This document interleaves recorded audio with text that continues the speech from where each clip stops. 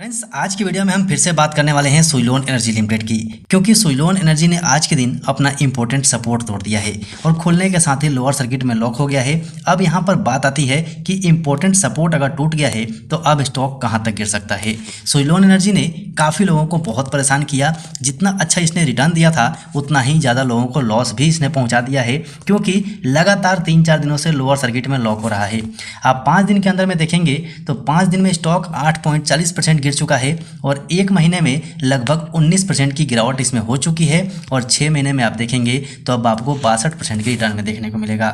लेकिन यहाँ पर जो इसका इंपॉर्टेंट सपोर्ट अभी तक हमारे लिए 40 रुपये का था उसे इसने ब्रेक कर दिया है और बहुत बड़े गैप डाउन के साथ आज के दिन ओपन हुआ था। सो आज की इस वीडियो में हम ये समझने की कोशिश करेंगे कि अब स्टॉक कहाँ तक गिर सकता है, इसका अगला सपोर्ट क्या होगा और हमें इस स्टॉक में क्या करना चाहिए। सो आपसे रिक्वेस्ट है कि वीडियो को स्किप मत कीजिएगा, कंटिन्यू देख लीजिएगा ताकि हर चीज़ आपको समझ में आए और उस हिसाब से आप अपना प्लान बना सकें।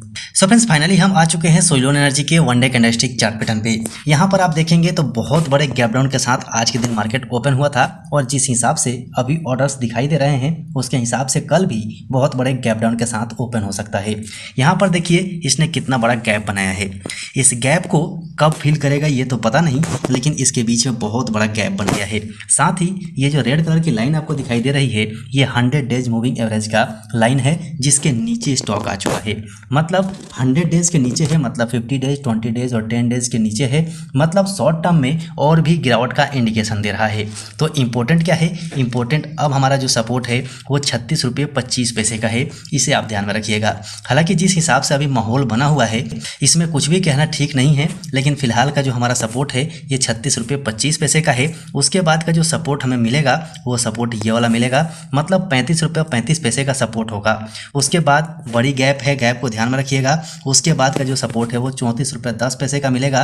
30 रुपये 20 पैसे तक भी स्टॉक आ सकता है। इसीलिए फिलहाल के टाइम में मेरे हिसाब से किसी भी शेयर में बाइंग से बचना चाहिए, क्योंकि अभी इलेक्शन का टाइम सामने है और साथ में पूरे मार्केट के अंदर में बहुत ज़्यादा वॉलेटिलिटी है। मार्केट किस दिशा में जाएगा किसी को भी पता नहीं है, इसीलिए बहुत संभाल के।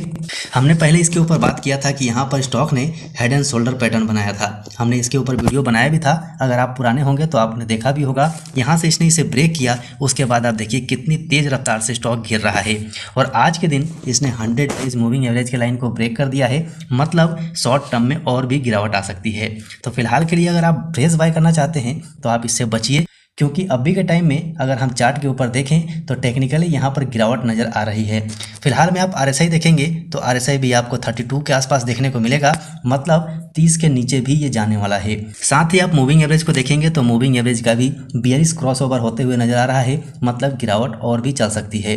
सो जिन लोगों ने लंबे टाइम के लिए लिया हुआ है उनको तो ज़्यादा टेंशन लेने की जरूरत नहीं है, लेकिन जो शॉर्ट टर्म वाले हैं बहुत होशियारी के साथ काम कीजिए, क्योंकि अभी जो इसका चार्ट दिखाई दे रहा है वो बेयरिश दिखाई दे रहा है। क्योंकि 40 रुपये बहुत इंपॉर्टेंट इसका सपोर्ट हुआ करता था, जो फाइनली इसने बड़े गैप डाउन के साथ में ब्रेक किया है। तो ये और भी नीचे जा सकता है, ऐसा मुझे लगता है। आप बहुत होशियारी के साथ काम कीजिएगा। सो आपसे रिक्वेस्ट है कि प्रेशर में बिल्कुल मत आइएगा। केवल आप ही परेशान नहीं हैं, बहुत सारे लोग इसके अंदर परेशान हैं। मैं खुद भी इससे परेशान हूँ, इसीलिए ज़्यादा परेशान मत होइएगा। शांति से दिमाग को शांत करके दूसरे स्टॉकों के ऊपर में नज़र बना कर रखिए। अच्छे स्टॉक को चुन के अपने वॉच लिस्ट में रखिए। जैसे ही मार्केट में कोई सुधार आएगी वैसे फिर से हमारा पैसा रिकवर हो सकता है, लेकिन जल्दीबाजी में कोई गलत फैसला मत लीजिएगा। इसीलिए ज़्यादा प्रेशर में आने की ज़रूरत नहीं है। सो यहीं से अगर हम वीकली कैंडलस्टिक चार्ट पैटर्न में देखते हैं तो इसका RSI अभी भी 5292 पे है, मतलब 50 के ऊपर है। साथ ही मूविंग एवरेज देखेंगे तो मूविंग एवरेज भी बुलिश दिखाई दे रहा है, लेकिन कैंडलस्टिक पैटर्न में बड़ा बदलाव है। मतलब कि जो इसका बेयरिश कैंडल बन रहा है वो स्ट्रांग होते हुए दिख रहा है। तो मिड टर्म के हिसाब से अभी भी इसमें बुलिशनेस बनी हुई है, लेकिन शॉर्ट टर्म में हमें बहुत ज़्यादा होशियार रहने की जरूरत है। यहीं से अगर हम मंथली कैंडलस्टिक चार्ट पैटर्न पे देखें तो यहाँ पर आप देखिए यहाँ पर बेयरिश पैटर्न बन रहा है। मतलब कि यहाँ पर एक दोजी कैंडल बनता है और दोजी कैंडल के नीचे मंथली के हिसाब से क्लोजिंग हो रही है। तो इसको आप बहुत ज़्यादा ध्यान से काम कीजिएगा।